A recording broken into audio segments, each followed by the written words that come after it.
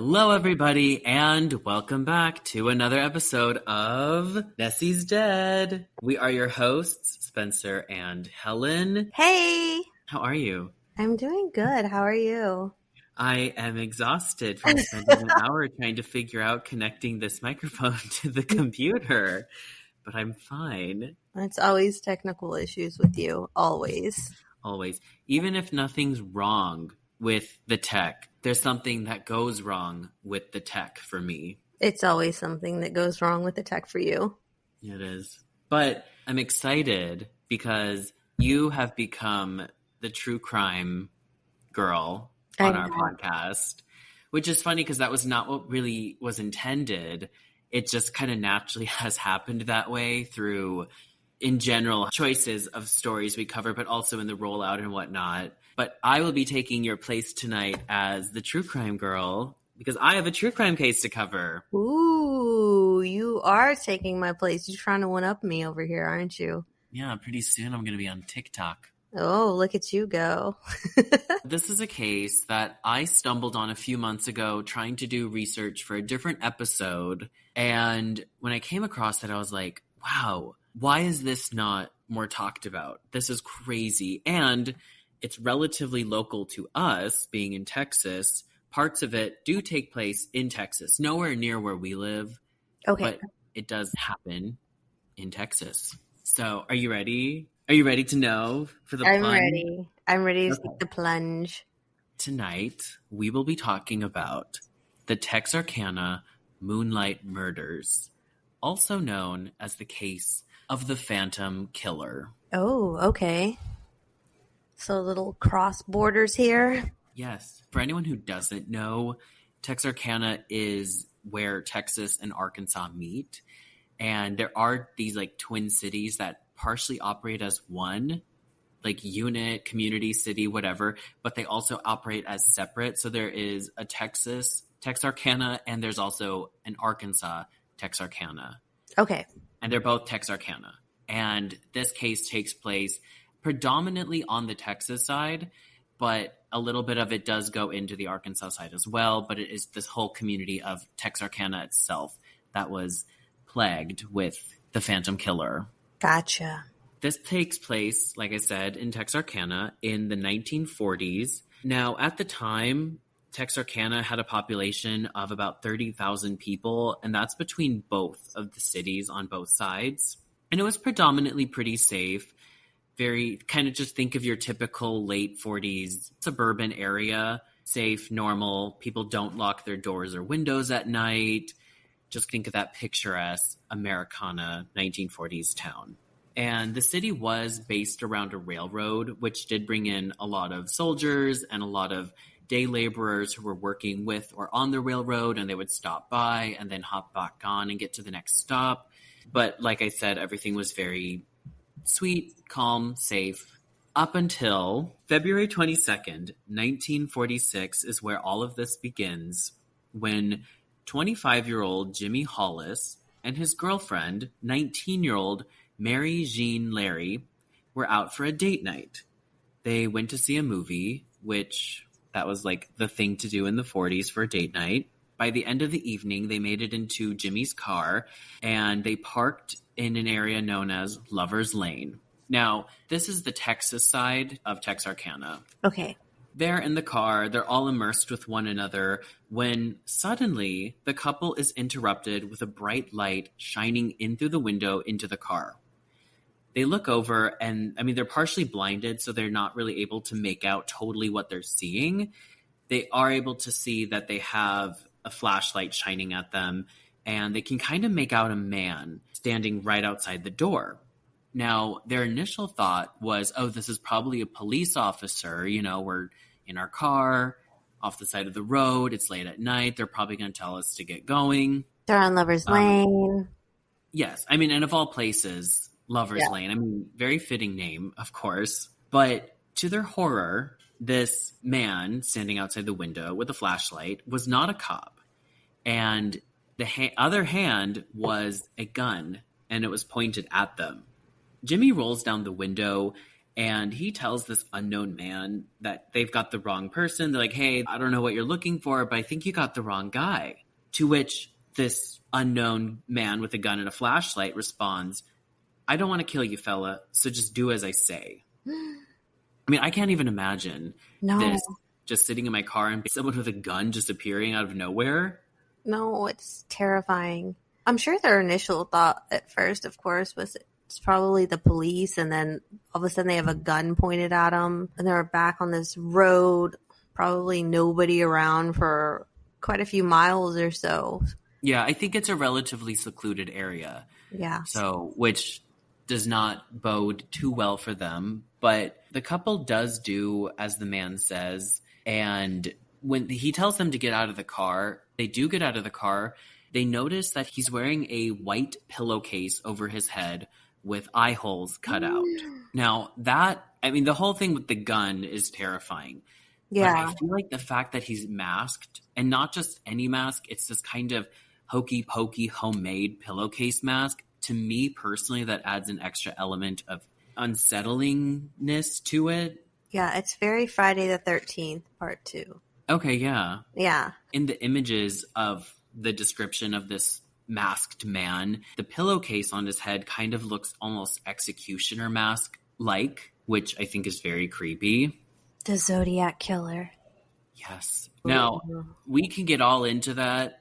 That is not a very popular theory. I did see a little bit about that people are saying, well, what if it was the Zodiac Killer because he's masked? It's a similar type of mask. Granted, it's not an actual executioner mask. It's a pillowcase. But It's like, maybe this was the dawn of the Zodiac Killer. I'll get into it, but you'll hear that he has a very similar MO to the Zodiac Killer.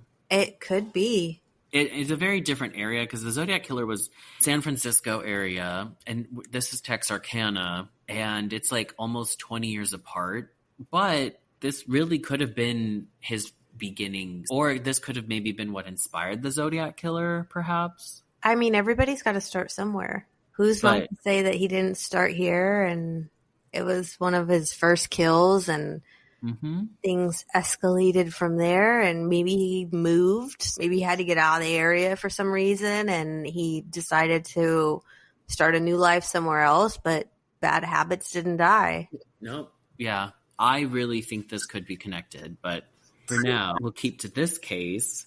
Once they're out of the car, Jimmy is ordered to remove his pants, which he does, and the man then pistol whips him in the head, knocking him out, and he did it so aggressively that when he hit Jimmy's head with the gun, Mary, the girlfriend, stated that she thought that it was the gun going off because the sound of it hitting his skull was that loud. Oh my God. So he was out. Yes, he was down. And obviously this, of course, terrifies Mary. She gets down and she grabs Jimmy's wallet from his pants and she opens it to prove, hey, like, we don't have any money. There's nothing, like, we don't have anything. Just leave us alone. Because I think she thought that maybe this was a robbery attempt. Yeah, which would make sense with the gun and everything. Yeah, but it was not. And the man then proceeds to hit her in the head and tells her to run. She starts running. And at first she's running towards this ditch. He tells her, no, don't run that way. Run this way instead, up the road. She does as she's told and runs the way he said. Up ahead, she actually comes across a car. She's all hopeful at this point, and she's running towards that car because she thinks maybe someone's there. They're going to be able to help her. Sadly, she does get to the car, and it is empty. No one is there. This is when the masked man does catch up to her. When he catches up to her, he asks why she is running, which is very odd. She responded by saying, you told me to run. He tells her that she's lying and proceeds to hit her again. She falls to the ground. Oh, a little cat and mouse game there. After he hits her, he then proceeds to sexually assault her with the barrel of his gun. That's very heavy. Yeah, very heavy.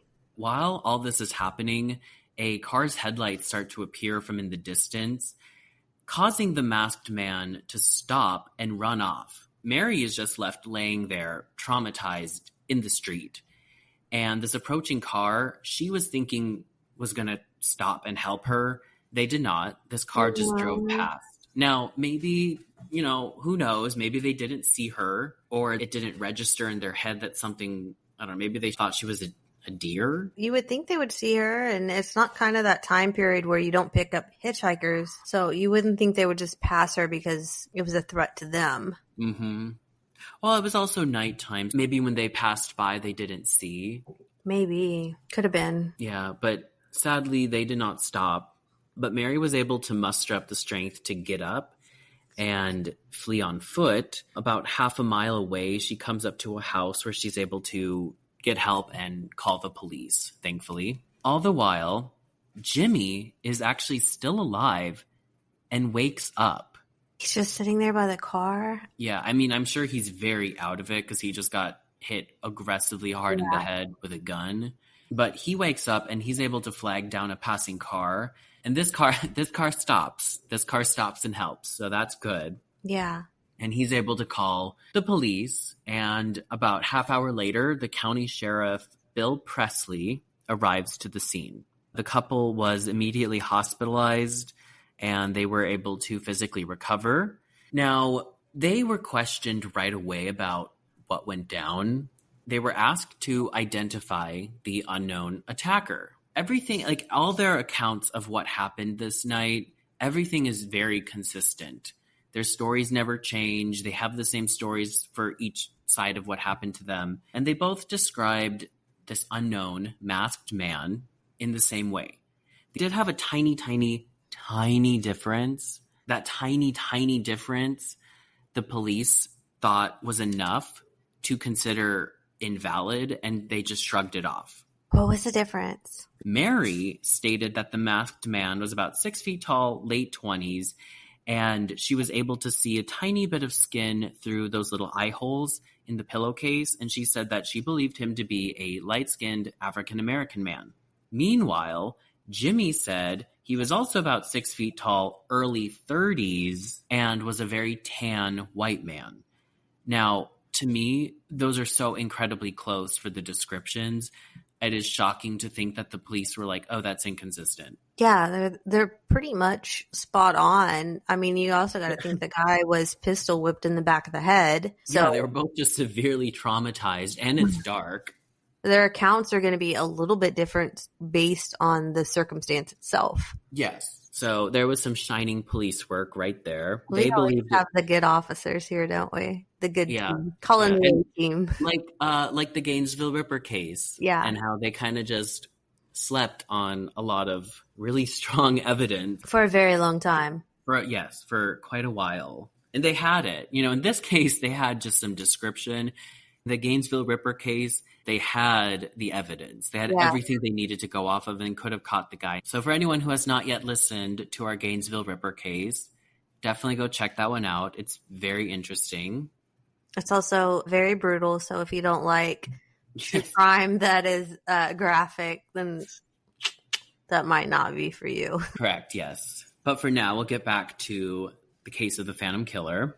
The police believed this to just be some one-off attack. Nothing interesting. They survived, so they're like, it's probably nothing, right? Yeah. Well, about a month later, March 24th, 1946, a couple is found dead in their car on Lover's Lane, just south of the U.S. Highway 67.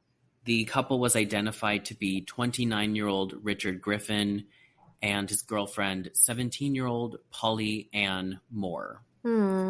They had been out for a date, also to see a movie, and sadly that would be the last time anyone ever saw them alive. Around 9 a.m. the next morning, a motorist was passing by and saw the car just parked on the side of the road. He thought that it was kind of odd for some reason, so he decided to stop and check it out. When he does this, he sees the dead couple inside. He rushes to a nearby phone and notifies the police. Polly Ann Moore's body was found face down in the back seat, while Richard Griffin's body was found between the two front seats with his head resting on his hands and his pockets turned inside out. Oh, maybe he was trying to see if he had money to give the guy as well. Like he was trying to show them, like, hey, I don't have anything. Yeah, I can see that. Mm-hmm. When I first was researching about it, I was kind of confused as to what it meant by his head was resting on his hands. Because, like, I'm trying to envision that, but I think that it's kind of that idea of, like, when you have your hands kind of clutched together praying, like your forehead to your hands. That's kind of how I think that's what they're describing it to have been like at the scene. Yeah, that makes a lot of sense. Like he was begging the guy not to. Well, they believe that the bodies were actually positioned the way they were, because it turns out that Polly Ann, she was killed outside of the car on a blanket and then placed back into the car. We're not sure about Richard Griffin, where he was killed, if it was inside or outside the car, but she was definitely staged. So I think they both were. Oh, that's awful. So I always hate, just like we mentioned, I'm not going to go into this case again, but just like we mentioned Waynesville, I always hate when there's a staged body. I mean, it's already, they've got that disconnection when they're killing somebody, but then to play with the body afterward, it's just, it makes my stomach turn a little bit. That you could be that inhumane. Yeah, it definitely adds an extra element of something awful. Yeah. But they were both found to be shot in the back of the head. Ugh. So now we're at 4 victims, 2 of which are dead, both on Lover's Lane, both in their car, both attacked with guns. And specifically at this scene, there was a .32 caliber cartridge casing left behind. The police had something very tangible to work with here. Yeah, they at least have a little bit of evidence to go off of. Yes. However, all the other evidence that they would have been able to obtain had been washed away by rain. But they were able to get that cartridge from the gun. But the footprints, all of that, is now gone. Yes. When police were investigating this case, they did not believe it to be connected to the attack on the other 2. They thought these were totally different things, even though the gun, the car, Lover's Lane, I mean, to me, it's very obviously connected. And the police were like, oh no, these are just totally one-off, totally separate instances. I mean, they were separate instances. You know what I mean? Yeah, but it sounds like it's the same guy doing the same thing. It's just these people didn't happen to be as fortunate as the first couple. Correct. But the police don't see it that way. They never do, honey. They never do. 3 weeks later, another attack occurs. This was on April 13th, and this time the victims were 17-year-old Paul Martin and 15-year-old Betty Jo Booker. Betty Jo. I know, isn't that I love that name. I know you always love when names have something extra to them. I do. The names were just fun then. Yeah. Paul Martin had picked up Betty Jo. She was doing a performance with her high school band, and he offered to drive her. Now, so no movies this time. No movies. However, they do pull over on Lover's Lane. Now, all of their friends stated that they were just friends. They were not together. So I'm not sure if they were actually a couple. It does kind of seem like maybe something was going on, I think. It would sound like it if they're out on Lover's Lane. Yeah. Yeah. Unless they had some real good discussions to take care of. Or I don't think you go to Lover's Lane if you're just friends. The next morning, a family was out on a walk around 6:30 a.m. and they came across the body of Paul Martin. He was laying on the side of the road. He had been shot 4 times, and his body was found about 1.5 miles from where the parked car was. Oh, maybe he told him to run like he told the other girl. perhaps, or he got away and made it about 1.5 miles, and then the attacker caught up. Or he could have placed the body there to maybe try to throw police off a little bit because it's not near the car. So then they have to take the extra little bit of time to connect it to the car. That would make sense too. So there's a couple of different things that could have occurred there. Mm-hmm. But at that time, Betty Jo Booker's body was nowhere to be found. So a search party commenced. They were initially looking for her alive, but sadly at 11:30 a.m., they did find her body. She was about 1 mile away from Paul and 3 miles from the car. So she was down a little bit further away, which, again, I wonder if it's that he's trying to dump the bodies. Well, he didn't do a very good job. No. No. But then I think 3 miles, it's kind of crazy to think she got away and made it 3 miles out, and then he catches up within those 3 miles. I mean, it's possible if it was a continual chase. The first two got away. They gave a description. Maybe he just wasn't taking his chances this time. Mm-hmm. It could have been kind of a cat and mouse thing like he did with Mary Jean. Yeah. It could have been very cat and mouse. It could have been continuously going on back and forth. You just can't really tell there. I also think if he would have taken her, there might have been some evidence of maybe some drag marks, because carrying a body for that quite a distance, that's a long ways. I think he probably chased her out there for quite a while. Would make the most sense. That definitely is scarier. Oh, yeah. Well, she was found fully clothed, laying on her back with her hands in the pockets of her overcoat. Now we're at 6 victims. 4 are murdered. What's the time span we're at now? Do you know? It all started February 22nd, and this was April 13th. Okay. So less than 2 months. Oof. I guess nobody's going out to Lover's Lane. Not in the same context, no. Oh, okay. This was kind of the final straw, and the police started to realize, hey, maybe something's going on. Maybe there is a serial killer. Maybe. At the time, they did not use the term serial. At the time, it was, I believe, chain killer? Yeah, I think you're right. Yeah, but they did start to piece it together, hey, something's not right. About time. Yeah. But the Texarkana Gazette, it actually ran this story, and I believe this was the first time that these cases were getting a lot of coverage. This was the first one. Okay. And the Texarkana Daily News wrote the headline, quote, "Phantom Killer Eludes Officers." And the Texarkana Gazette followed along suit, writing, quote, "Phantom Slayer Still at Large." So this is where he gets his name, the Phantom. Yes, this is where it comes through. And this is when, like I said, the police start taking it a little more seriously. This is when the public starts to get a little bit more concerned. Because before that, it was just everything's fine. It was just a random attack. But now we're seeing the links. Oh, I would hope after this many. Yeah. Gosh. But then a few weeks later, on May 3rd, also just to note, this is the first one that takes place on the Arkansas side of Texarkana. Okay. So 2 state troopers are driving out from Texarkana, heading to a town called Hope, Arkansas. They're on their way up there to do something like expense reports. On the way, they notice this old car parked on the side of the road in front of the Starks farm. Now, the troopers note that this is kind of odd, and they thought, maybe we should check this out. But let's check it out on the way back into town, which, no, you never, if you think something is odd, you check it out then. I mean, I'm not telling people to go out and check abandoned cars on the side of the road, let the police do that. But I'm shocked that they didn't think, let's just check it out now. Yeah.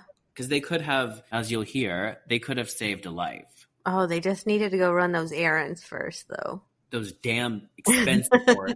Yeah, those were more important. Later that evening, around 9 p.m., 37-year-old Virgil Starks was reading the paper while his wife, 36-year-old Katie Starks, was getting ready for bed. When suddenly, Virgil was shot in the back of the head from outside the window. He was killed instantly. Of course, Katie hears this. She comes running downstairs and is terrified. She runs to their crank telephone to call the police. The phone only rings twice before she was then shot in the face twice, Oh, also from someone outside through the same window. She survived. She oh, was shot in the face 2 times and survived. wow. Imagine the odds Oh, of that. I mean, the odds of getting shot twice in the face, but the odds of surviving it. yeah. For it to not hit something vital that just Mm-hmm. takes you down. Well, she does collapse to the floor, but she was able to get up and she was able to run through the house, outside, across the street to her sister's house. But no one was home, sadly. So she runs to the next house, which belonged to A.V. Prater. So she's knocking on the door, and Prater comes and opens, and I'm sure he's terrified to see his neighbor standing there covered in blood with bullet. I mean, I don't know how much you can make out, but she'd been shot twice in the face. So I'm assuming it's quite the scene. Yeah.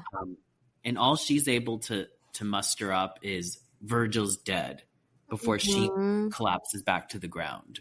Well, I'm sure it's quite the traumatic evening. She's been shot twice, and then her husband's shot dead.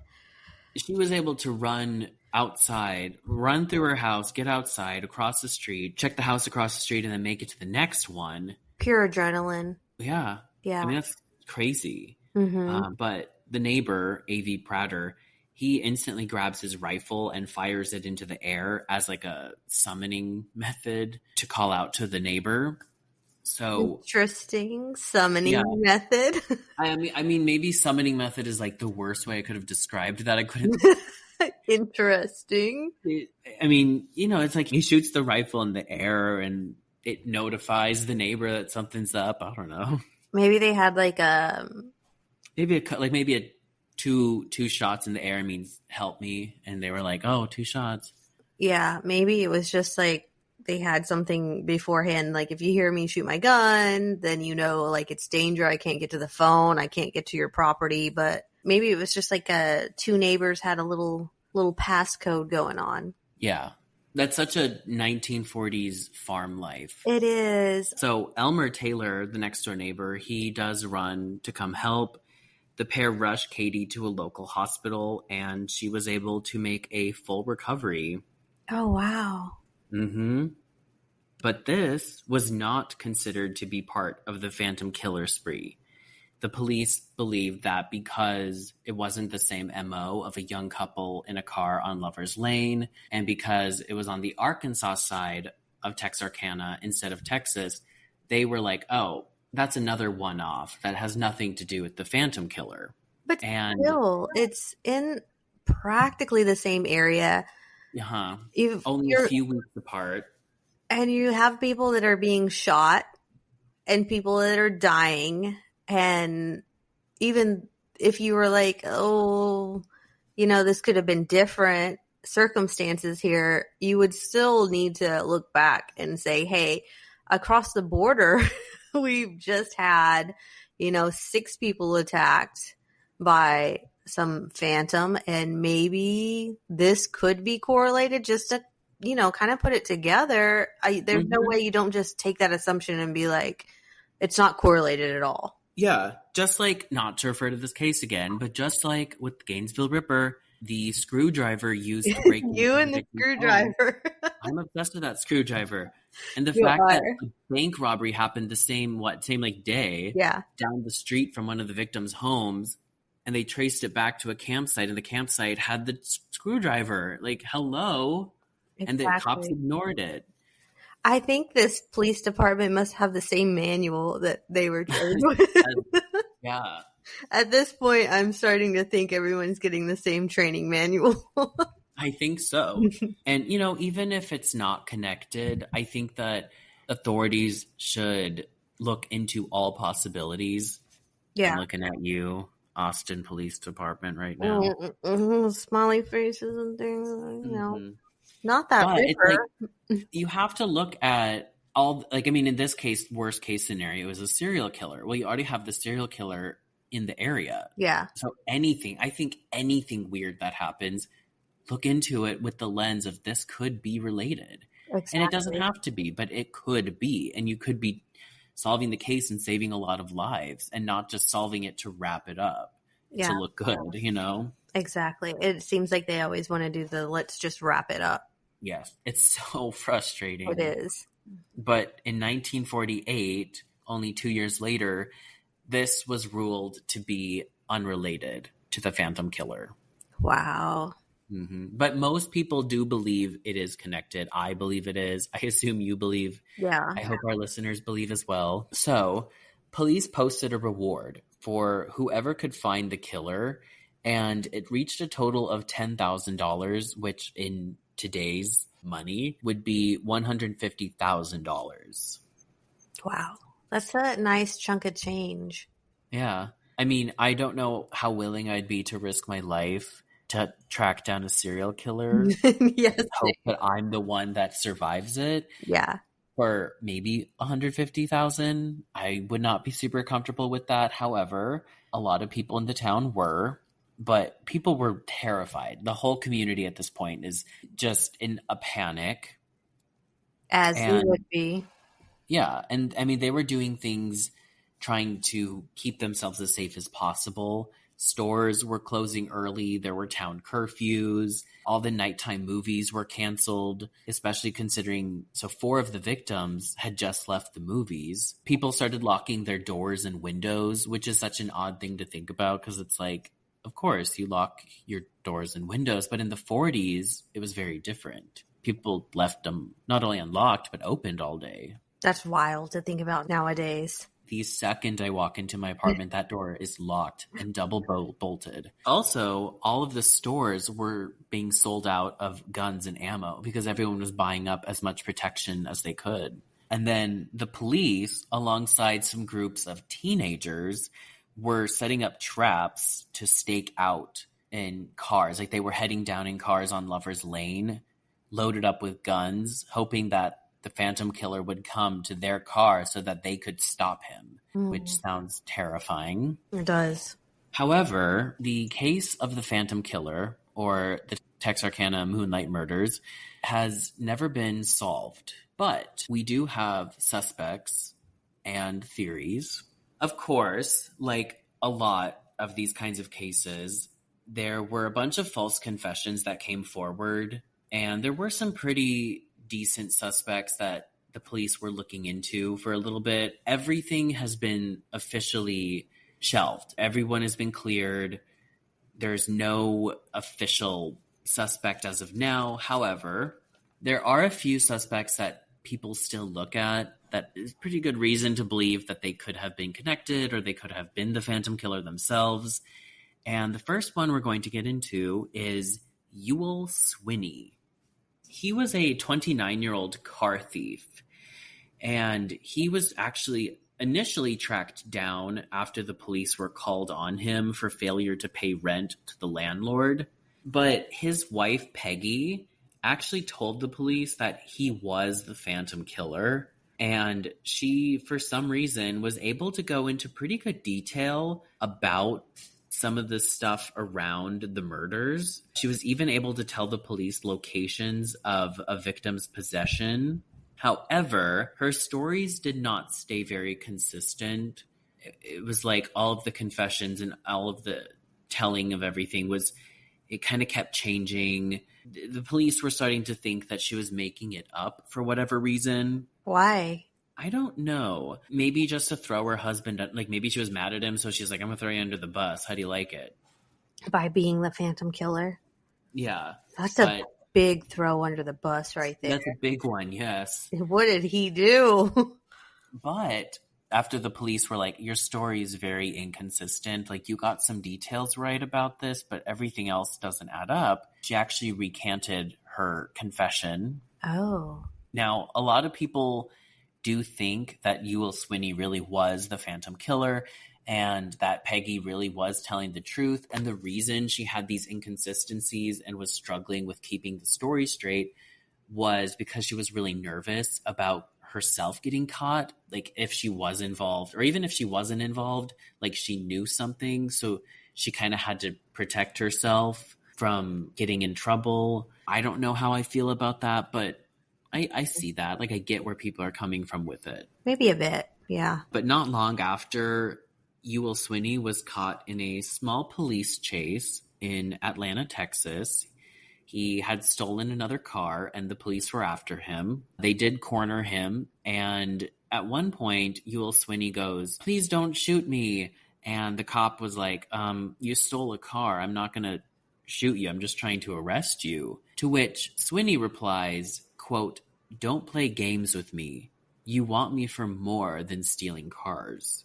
Oh, so he thinks they're there for something completely different. And the cops are like, what? He was arrested for all of the car thievery. Yeah. But he never confessed to any murders, ever. And he did get life in prison for the theft. However, he was released from prison in 1973 because one of his previous convictions did not have proper legal representation. So that particular sentence got thrown out, and he got out early. And he died 20 years later in 1993. Again, he never confessed, no scary deathbed confessions.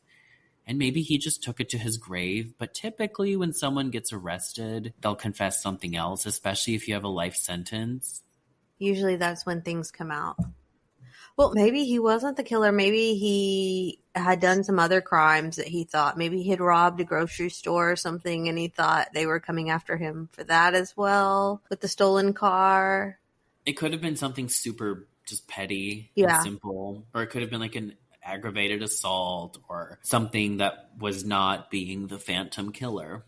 Or maybe he was afraid if he admitted to the murders that the death penalty could have been put into place. Yeah, perhaps. But then I feel like Peggy, the wife, who had already thrown him under the bus and then took it all back, I feel like once he was in prison, she would have been like, yes, he is the Phantom Killer. Like, she would have come back with it, right? Maybe she was just doing that for attention. Or maybe she was the killer. Oh, I mean, well, no, she wasn't. No, because the way you described him, even with a bag over the person's head, it still sounds like it was a male. Yeah. That committed the crime. And they described the voice as being a man's voice as well. On to the next theory. This one's not so much a suspect. It's a potential suspect, but it's more so about a theory about it.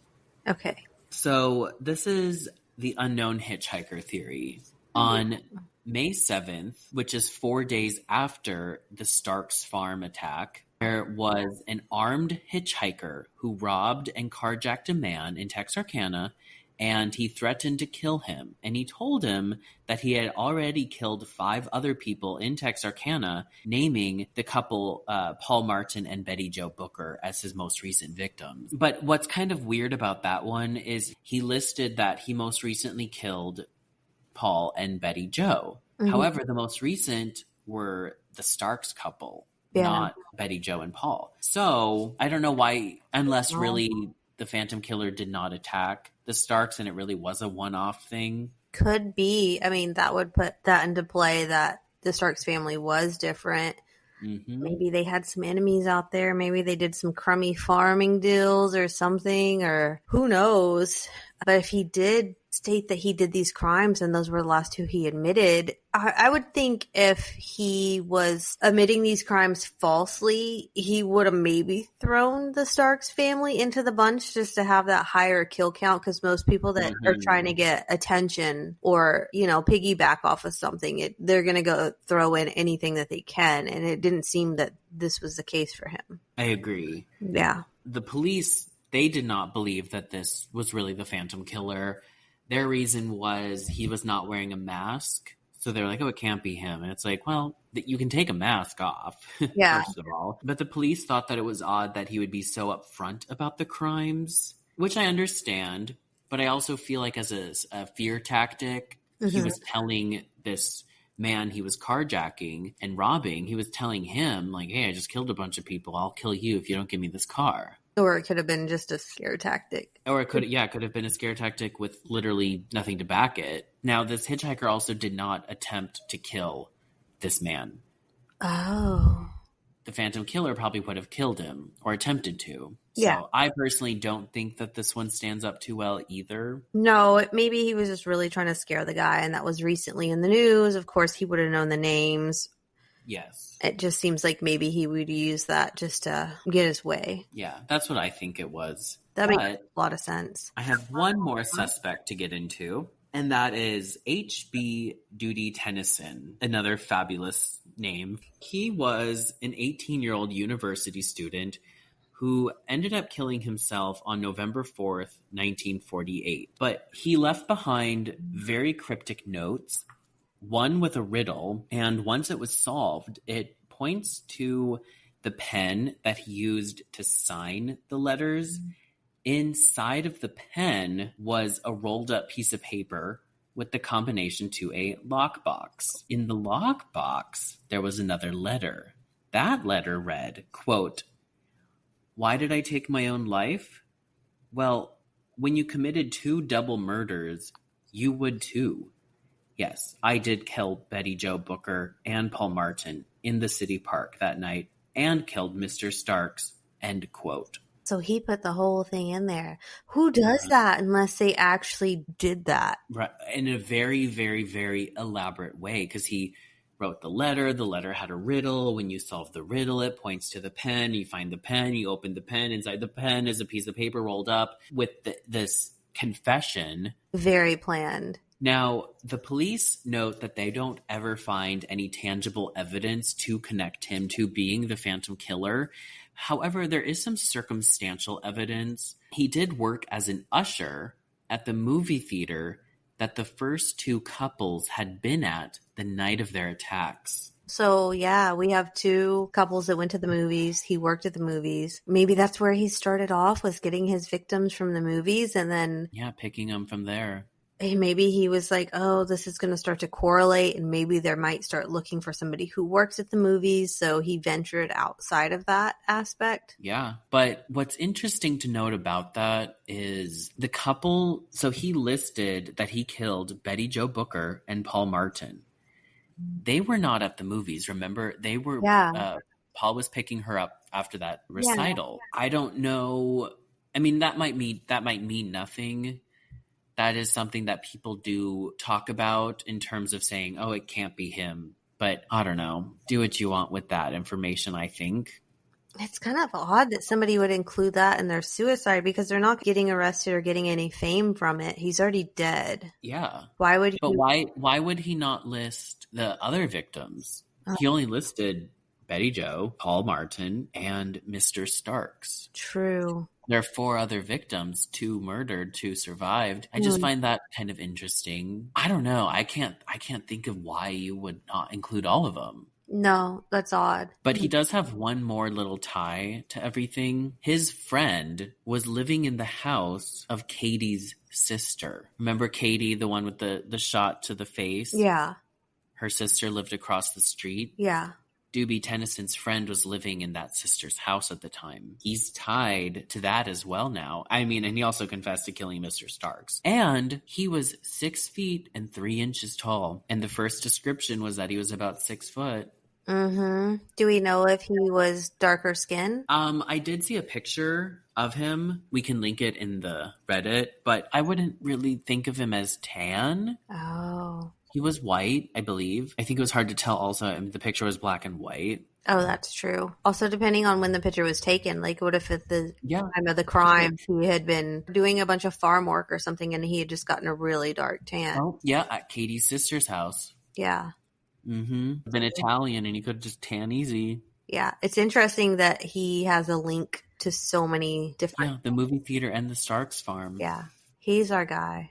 I think he's the one. He's the one that stands out the best. And there were some other suspects, all of which were very easily dismissed. I'm like, why? No, this doesn't make sense. This is the strongest one, I think. I think the same thing, too. No, some people do believe that he was mentally ill and that this was just a false confession for whatever reason. And that could be the case, of course, because there was, like the police said, there was no actual evidence that connects him to anything, just that weird circumstantial evidence. I still think he's the guy. I definitely think it would be him. That's where my money would be if I had any money. If you had any money.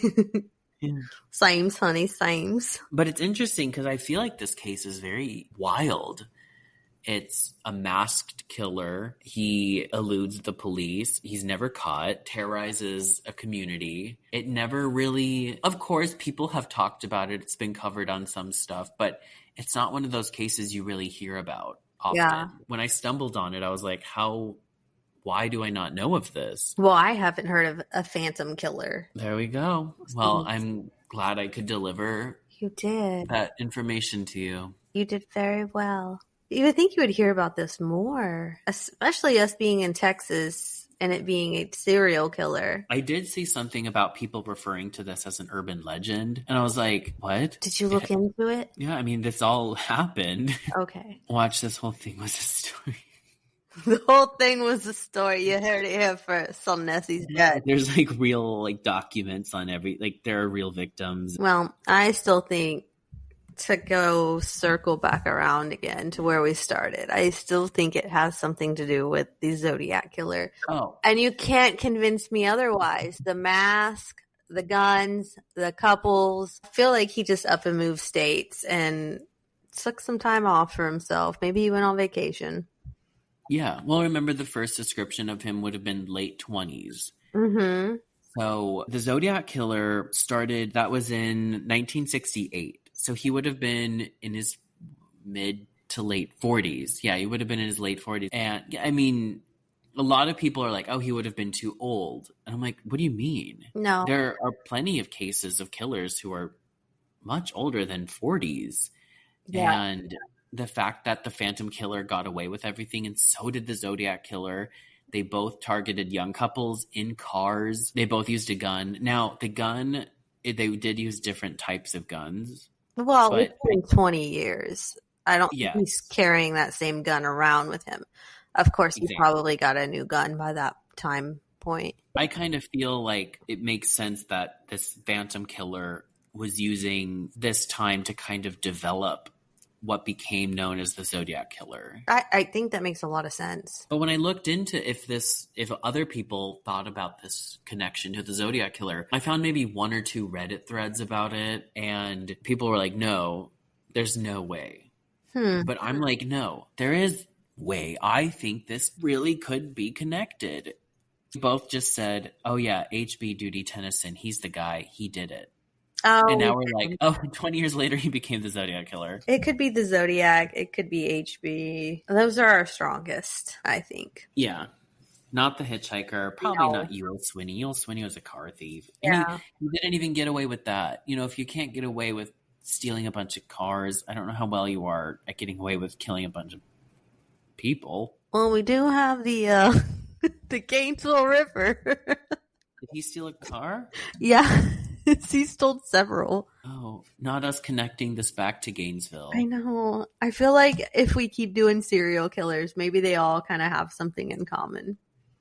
I think so. I think a lot of the cases of unsolved specifically, I think a lot of them are connected by the fact that there's some sloppy police work. Yeah. So we'll always have that probably. We'll always have that, honey. Or police cover-up. True. There are so many of those cases as well. Well, I guess that's all we have for tonight. Mm-hmm. I guess with that, we'll say good night. Pleasant nightmares. Bye. Bye.